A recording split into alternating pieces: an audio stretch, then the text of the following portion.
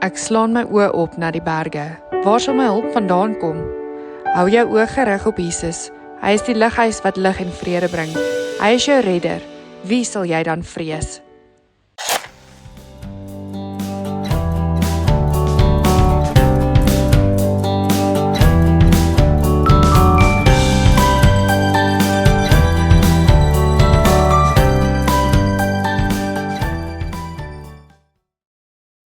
Ek begin vanoggend met 'n storie.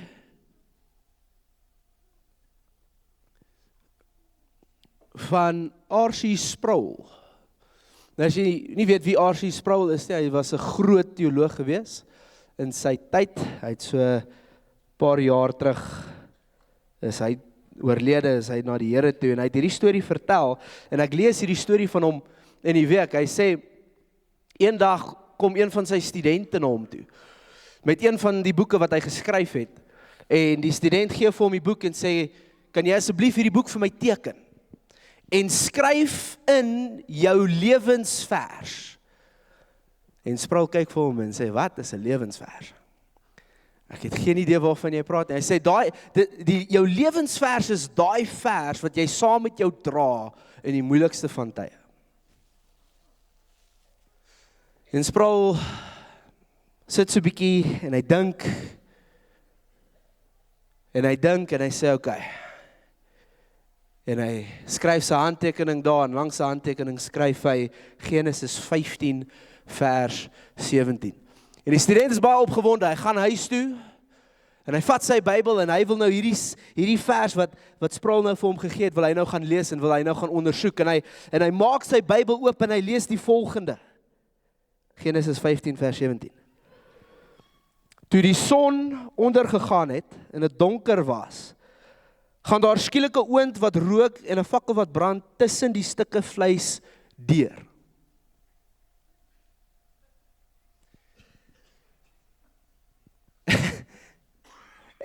en die student vis sy kop af en hy krap sy kop en hy dink by homself, wat op aarde het Sproul 'n fout gemaak is, of wat?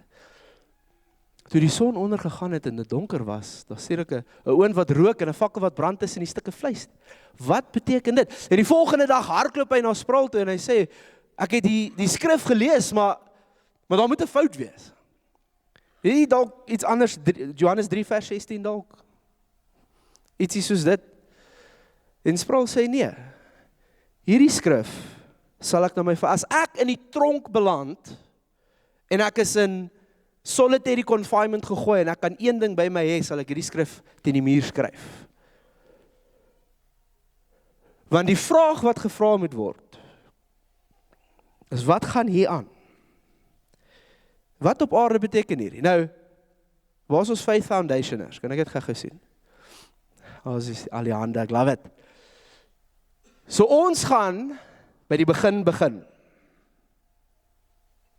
Ons gaan by vers 1 begin. En ons gaan 'n bietjie kyk, wat gaan aan hierso in Genesis 15. Vers 1 sê die volgende, hy sê, hierna het die woord van die Here in 'n gesig tot Abraham gekom. Moenie bang wees nie, Abraham. Ek beskerm jou. Jou beloning sal baie groot wees. Toe sê Abraham, Here my God, wat kan u vir my gee? Ek sal kinderloos sterf en Eliezer, die man uit Damaskus, sal my besittings kry. Abraham het verder gesê, u het nie vir my 'n nageslag gegee nie. 'n slaaf uit my huis sal my erfgenaam wees. Die Here kom na Abraham toe in 'n gesig en hy praat met Abraham en hy sê vir Abraham, hy gee vir hom 'n belofte, hy sê, jou beloning sal groot wees. Dis die belofte. En Abraham het nou net uit sy familie se land uitgekom. Hy stoksiel alleen, hy ken niemand nie, hy's daar, hy het self gesê, hy's kinderloos. Hy's daar, hy's in 'n vreemde land, tussen vreemdelinge.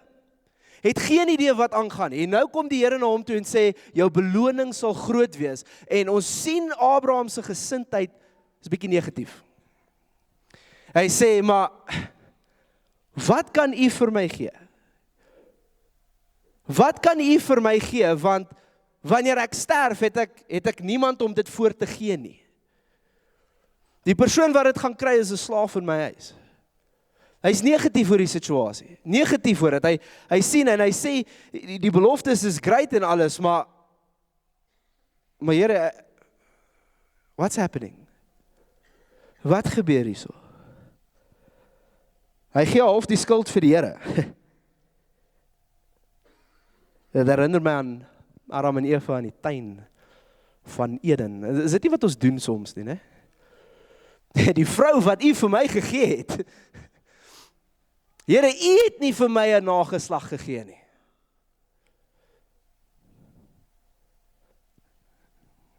Hy gaan aan, vers 4. Maar die woord van die Here het tot Abraham gekom. Daardie een sal nie jou erfgenaam wees nie. Een wat jou eie nasaad is, hy sal jou erfgenaam wees. Toe het die Here vir Abraham buitentoe laat gaan en vir hom gesê, kyk op na die hemel en tel die sterre as jy kan. Verder sê die Here vir hom, so baie sal jou nageslag wees. So die Here begin met 'n belofte, jou beloning sal groot wees. Eerste gedeelte van die belofte, jy sal 'n groot nageslag hê.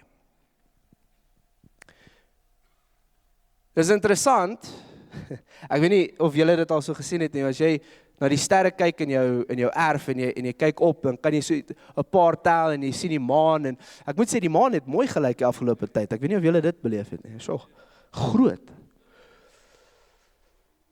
Maar omdat jy in die dorp is en omdat daar straatligte is en karre is wat ry en huise en geboue se ligte is, kan jy nie die volle prentjie sien nie. Jy sien sterre, maar dis hier en daar en dis so. Maar gaan uit in die aand op 'n plaas. In die veld. Daar waar daar geen ander lig is nie, waar daar geen ander geboue is of karre is nie, en kyk op en dan sien jy 'n see van sterre, biljoene en biljoene, ontelbaar. Wie gaan volgende week na die huweliks naweek toe? Daar is 'n paar hande. Doen julle self 'n guns, né? Dis lekker op die plaas. Doen julle self 'n guns in die aand. Gaan bietjie uit en kyk na die sterre. It's beautiful. God wys vir hom die sterre en sê vir hom, Abraham, dit is jou nageslag. Dis die belofte wat ek het. Jou besittings gaan nie gaan na jou slaaf toe nie. Dit sal nie jou erfgenaam wees nie. Jou erfgenaam sal jou nageslag wees wat so groot sal wees, soveel sal wees soos die sterre. Dis die belofte wat ek aan jou maak. Partykeer raak ons bietjie distracted. Partykeer raak ons is baie aandag afleibaar, né? Jy na die sterre kyk in jou erf, as gevolg van al die dinge wat om jou gebeur, kan jy nie die volledige prentjie sien nie. Maar wanneer jy jouself remove van al daai distractions en jy kyk op en jy sien daai see van sterre en jy besef hoe groot God se beloftes regtig is vir jou, skep dit 'n ander prentjie. En ons sien dit in wat Abraham toe gesê het in vers 6. Abraham het toe die Here geglo en die Here het dit goed gevind dat Abraham so volgens die wil van die Here gehandel het. Die Engels sê Abraham had faith and it was accounted to him as righteousness. Hierdie vers is die evangelie, is dit nie? If you have faith, it will be accounted to you as righteousness. As jy glo in wat? Glo in die belofte van God. Hy kyk na die sterre en hy besef, God se beloftes vir my is soveel groter as wat ek kan dink. En hy glo dit en die woord sê, it was accounted to him as righteousness. Die Here het sy geloof raak gesien, sy geloof in die belofte van God. Dis presies wat Paulus skryf, Romeine 1, vers 17. Waar hy sê, in die evangelie kom juis tot openbaring, die volgende, dat God mense van hulle sonde vryspreek, enkel en alleen omdat hulle glo. Paulus sê, hierdie is die evangelie. jou sonde word vrygespreek vir geen ander rede behalwe dit dat jy glo. Glo in wat? Glo in die kruisdood en die opstanding van die Here Jesus Christus. Glo dat dit genoegsaam is vir jou om gered te wees. Sit jou vertroue op Jesus, dis wat hy sê hierso. Die Griekse woord vir geloof is die woord pistis en dit beteken vertrou. Dit beteken 'n vaste vertroue. 'n vaste oortuiging wat God binne in jou vasmaak.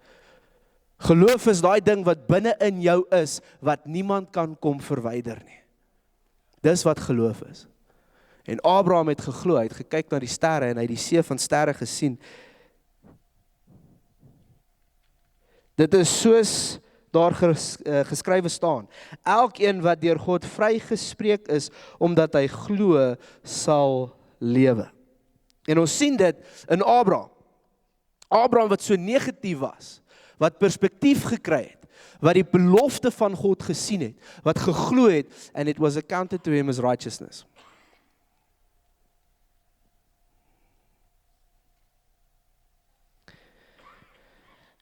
Maar Abraham is ook mens. So kyk wat gebeur die volgende, vers 7. Hy het vir Abraham gesê, dis God wat met Abraham praat, ek is die Here wat jou uit Ur van die Galdeërs laat wegtrek het, om hierdie land aan jou te gee as jou besitting. Nou, voordat ons verder gaan, ek wil net gou 'n paar goed uitnoem daarso. Nommer 1, die manier hoe die Here praat met Abraham is interessant. En vanoggend met die taal wat uitgelê is, het dit presies dieselfde gebeur. Ek is die Here jou God. Nou, dit is covenant language. Dis verbondstaal. As daar 'n verbond in Abraham se tyd, as daar 'n verbond was tussen twee konings, sou die koning wat die verbond geïnisieer het gekom het en homself geïdentifiseer het met hierdie formule. Ek is koning so en so. Ek is die een wat dit doen en dat doen. Ek is die een wat dat. En God kom en hy begin hierdie verbond met Abraham te sluit en hy sê, ek is die Here jou God wat jou uit die land van Ur van die Galdeërs laat wegtrek het. Om hierdie land aan jou te gee as besitting. By the way, daar's nommer 2, nê? Die tweede belofte aan Abraham. Jy sal 'n nageslag kry, dit sal so groot wees, soveel wees as die sterre. Nommer 2, jy sal 'n land hê. Die beloofde land. There's a promised land wat aan jou besit gaan word. Maar kyk Abraham se reaksie in vers 8. Maar Abraham vra, hoe sal ek weet dat ek dit sal besit, Here my God? Abraham het nou net 'n belofte van die Here ontvang. Die Here is besig om sy beloftes en sy plan aan Abraham te openbaar en die Bybel het nou net gesê hy glo. Hy het nou net gesê hy glo. En hier kom ons in vers 8 en jy sien daar's nog steeds twyfel. Ons geloof is so wankelbaar soms. Hoeveel keer sê ons dit nie? Ek glo die Here gaan my voorsien. Ja, maar hoe weet ek dit verseker? Ek glo die Here gaan my deur hierdie ding dra, maar ek weet nie. Wat is Pastor Morney se gunsteling stuk in Psalm 23? Hy vat jou tot binne in die skaduwee van, hy vat jou deur doodskaduwee. Maar ons geloof is wankelbaar, het herinner my aan Petrus.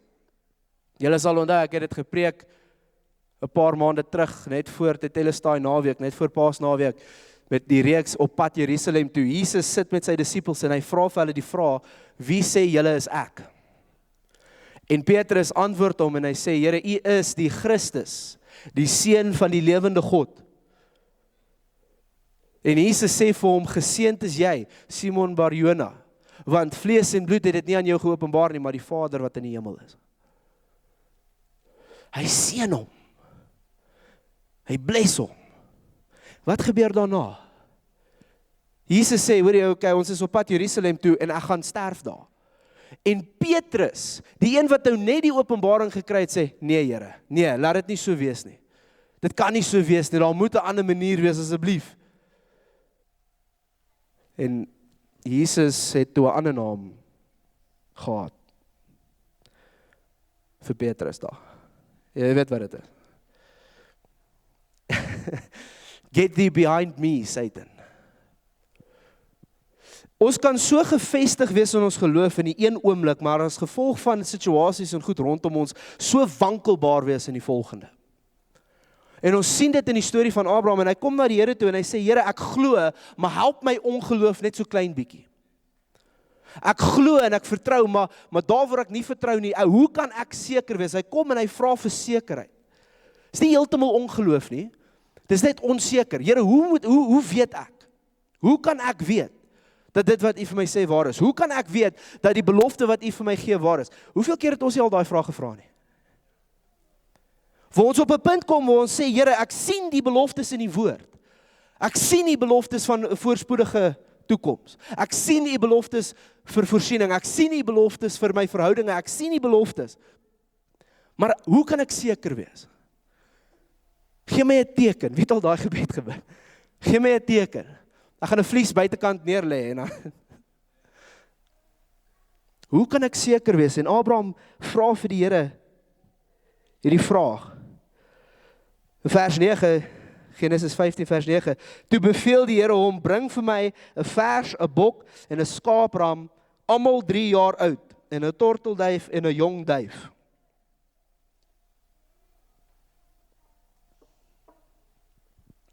Okay. Ek wonder wat het deur Abraham se gedagtes gegaan daarso. Hy vra vir sekerheid en hy kry 'n lysie van diere wat hy gou-gou moet gaan haal. Die Here sê, bring vir my 'n vers, 'n bok, 'n skaapram, almal 3 jaar oud, 'n tortelduif en 'n jong duif. Nou, vers 10 tot 16 lees ek so, dis 'n klomp inligting, maar ek gaan dit lees en dan gaan ons dit opbreek, maar kom ons lees saam. Dis nie Abraham nie, dis Abraham. Sy naam het nog nie verander nie, sorry. Abraham het dit alles vir die Here gebring en dit middeldeur gesny. Hy het elke helfte teenoor die ander helfte neergesit. Die voëls het hy nie verdeel nie. Die roofvoëls het op die karkasse begin toesak, maar Abraham het hulle weggejaag. Teen sononder het 'n diep slaap Abraham oorval. Angs, 'n groot donkerte het hom oorweldig. Toe sê die Here vir Abraham, wees beslis dat jou nageslag vreemdelinge sal wees in 'n land wat nie aan hulle behoort nie. Daar sal hulle slawe wees en onderdruk word, 400 jaar lank, maar ek sal die nasie straf wat van jou nageslag slawe maak. En dan sal hulle met baie besittings wegtrek. Jy sal in vrede sterf en op 'n hoë ouderdom begrawe word. Die 4de geslag na jou sal hiernatoe terugkom. Dan eers sal die ongeregtigheid van die Amorite sy volle maat bereik het. Ons praat gou oor wat hier so gebeur. Abraham kom na die Here toe, sê vir die Here, Here, ek is onseker oor hierdie belofte wat U vir my gee. Die Here stuur hom weg, sê, bring vir my 'n vers, bring vir my 'n bok, 'n ram en alles. En Abraham gaan haal die diere, en dan sny hy die diere middeldeur. En hy sit een gedeelte van die dier hier, en 'n ander gedeelte van die dier hier, en hy maak 'n pad. En die roofdiere kom en begin pik aan die karkasse, en Abraham jaag hulle weg. En die woord sê, in sononder, toe die son afkom, toe die Here hom laat slaap, maar 'n diep donkerte en 'n angs het hom oorval, het hom oorweldig. Want die teenwoordigheid van God was daar. Nou dit was in die ou dispensasie. Die ou dispensasie, dis wanneer die heiligheid en die teenwoordigheid van God 'n scary ding was. Julle sal onthou, die Israeliete het geskarrel onder mekaar, in vrees, toe die Here opgedaag het in die tempel, toe hy opgedaag het op die berg. Abraham ervaar hierdie angs, hierdie diep donkerte, en die Here begin met hom praat, in hierdie diep slaap, en hy sê vir hom, wees beslis, Jou nageslag sal slawe wees, ek sal daai nasie straf, maar hulle gaan 'n groot nageslag wees, en dan gaan hulle terugkom, en dan gaan hulle hierdie land besit. Die vraag is, hoekom? Hoekom het Abraham hierdie diere gesny, en so gesit? Hoekom het hy hierdie gedoen? Wat 'n snaakse prent word hier vir ons gebeeld? Nou, kom vers 17. Nou kom vers 17, wat ons nou gelees het. Toe die son ondergegaan het, en dit donker was, gaan daar skielik 'n oond wat rook en 'n fakkel wat brand tussen die stukke vleis deur.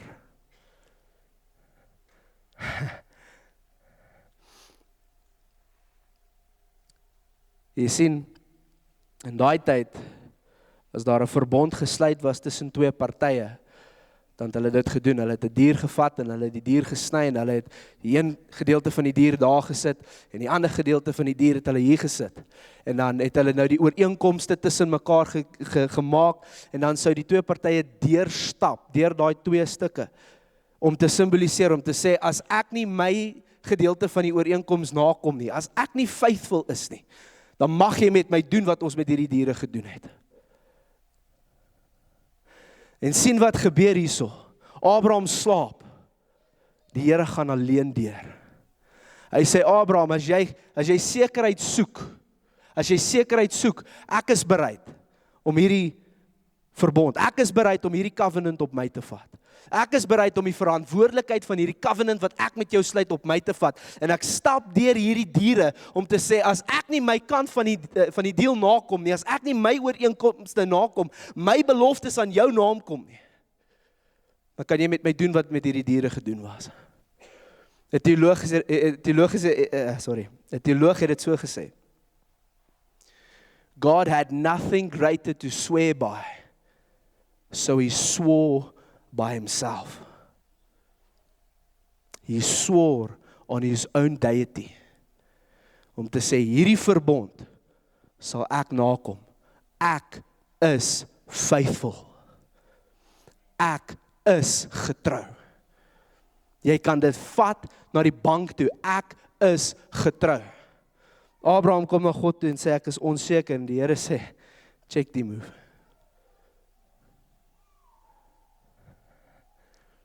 Ek maak nie net 'n belofte nie. Ek sluit met jou 'n verbond. 'n Verbond is nie net 'n kontrak nie. Verbond is nie net 'n ooreenkomste nie. 'n Verbond is gesluit op die basis van die verhouding. Jy sluit nie 'n verbond met iemand wat jy nie 'n verhouding het nie. En God kom en hy sluit hierdie verbond en hy stap deur hierdie diere alleen. En hy sê die verantwoordelikheid van die verbond is op my. En daar's 'n goue draad wat deur al die verbonde in die Ou Testament gaan. As jy gaan lees met Moses en jy gaan lees met Noag en jy gaan lees al hierdie ouens. Nou, jy mag dalk vra, maar wat het dit nou met ons te doen hierso? Wat het dit met ons te doen 2000 jaar nadat Jesus nou dood is? Wat het dit nou met ons te doen? Ek wil hierdie stuk lees. In Lukas 1. Nou, voordat ek dit lees, wil ek net julle vat na hierdie dame toe. Dit is 'n jong dame, 2000 jaar terug. En die engel Gabriël kom na haar toe en sê vir haar, Maria, jy is gekies om die Messias te baar. Jy is gekies om die moeder te wees van Jesus Christus, wat die sonde van die wêreld op homself gaan neem. Jy is gekies. En sy is confused, sy sê, maar ek het nie eers 'n man geken nie, hoe is dit? En Gabriël sê vir haar, deur die Here is alles moontlik. Wanneer die Heilige Gees oor jou kom, you shall conceive, and you shall bear a child.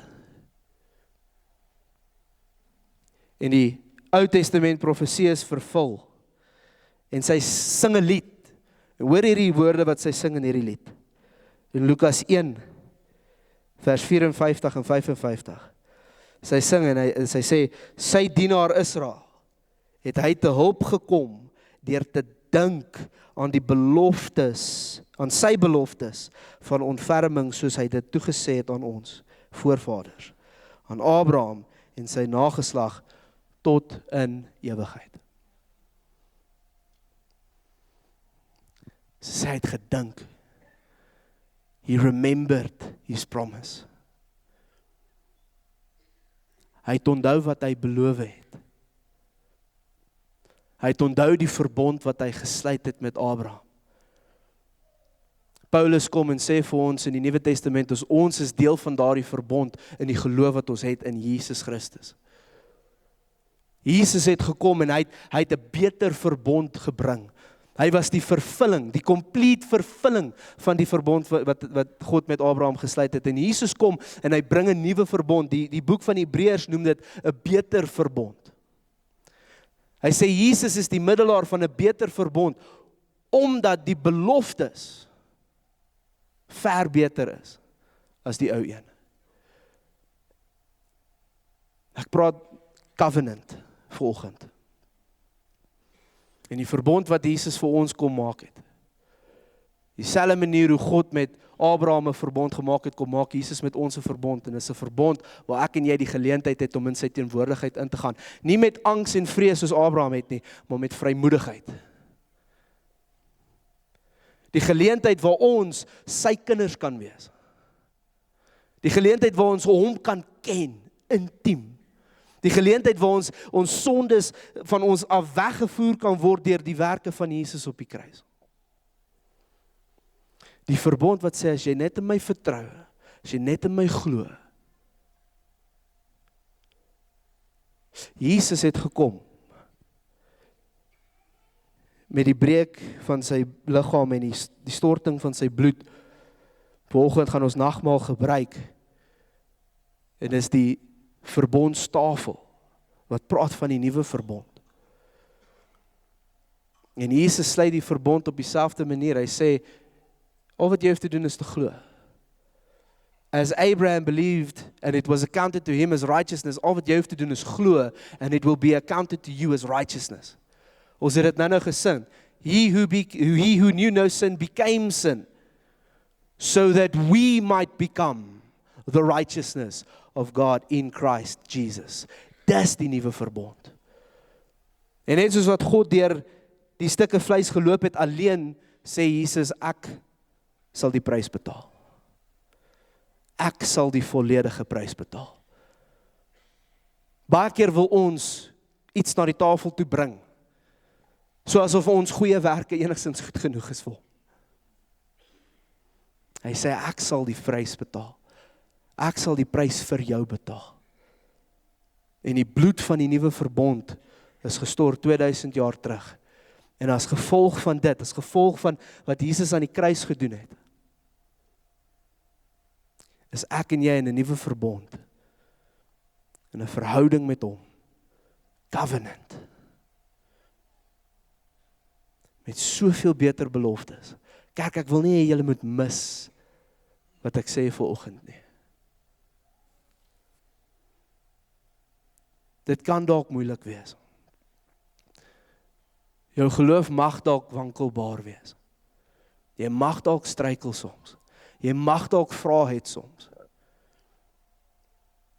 Maar Jesus se begeerte vir elkeen van julle is om hom te ken. Vir wie hy is. En vir wat hy vir jou wil doen. En dis die nuwe verbond.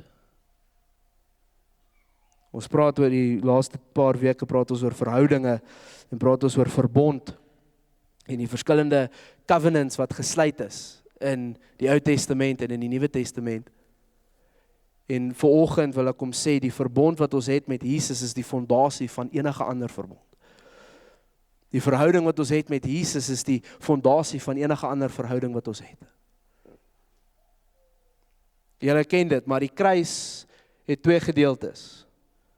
'n vertikale gedeelte en 'n dwarsbalk, 'n horisontale gedeelte. Die dwarsbalk kan nie staan sonder die vertikale balk nie. Hierdie verhouding wat ons het met God is crucial, want hierdie verhouding kan nie staan as ons nie hierdie verhouding het nie. En hy het hierdie verbond kom sluit met jou en met my deur die storting van sy eie bloed, nie dierebloed nie, onvolmaakte dierebloed nie. Met sy eie bloed. Kom sluit hy 'n verbond met ons.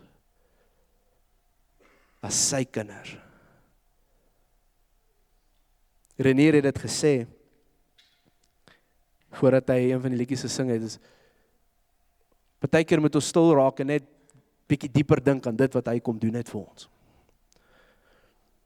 En ons lees al die storie van kinderkerk af.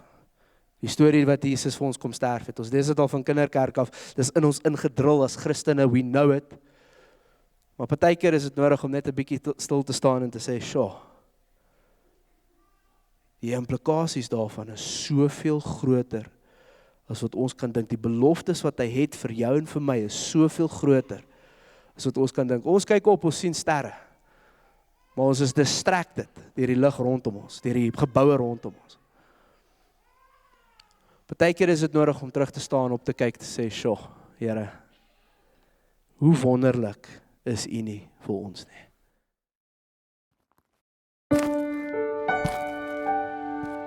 Ek slaan my oë op na die berge. Waar sal my hulp vandaan kom? Hou jou oë gerig op Jesus. Hy is die lighuis wat lig en vrede bring. Hy is jou redder. Wie sal jy dan vrees?